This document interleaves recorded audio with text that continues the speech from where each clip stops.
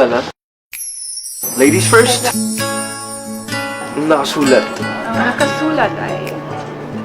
What is your by Melody_Linezo.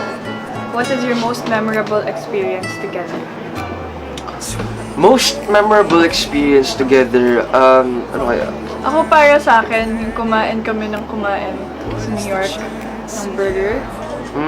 Tsaka ako, syempre, paano namin makakalimutan yung pinaka-iconic scene ng Born For You na ginawa namin sa Japan, sa may Shibuya crossing.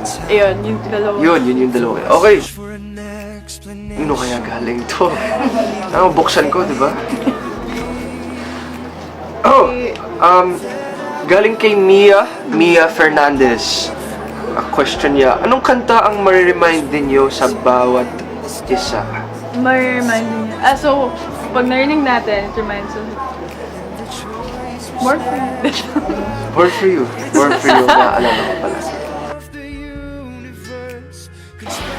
At Elnella8, where do you see yourselves in the future? Siyempre wala dito. Nasa future na ako. So, nandun ako sa future. Totoo naman eh. Nasa future na ako, so wala ako dito. Magjo-joke din sana ako, pero mas corny. In the mirror. Bakit na mirror? Kasi pag tinignan mo yung mirror, andun ka. Next question is coming from Maricel Solmary 1. Sorry, but I have to ask, kung nililigawan na nga ba ni Elmo ang baby nating si Janelle? Baby. Sorry to ask this. Bakit ka nagsasorry? You're free to ask anything. You're free to ask anything you want. Pero ang sagot ko, syempre hindi pa naman. Although super close naman kami ni Janella, pero hindi pa naman, wala pa kami sa galaw stage. Baby. Syempre, like, sinabi mo, baby pa si Janella. So, At Elnella AUS, Australia. Anong ugali ang ayaw nyo sa isa't isa? Ano bang ugali ang ayaw ko kay Janella? Hindi, kasi si Janella kasi sobrang mahilig talaga siya sa pagkain. So minsan, yung hilig niya sa pagkain, sumusobra. Yung hindi siya nag-share sa iba. Grabe! So, ganun.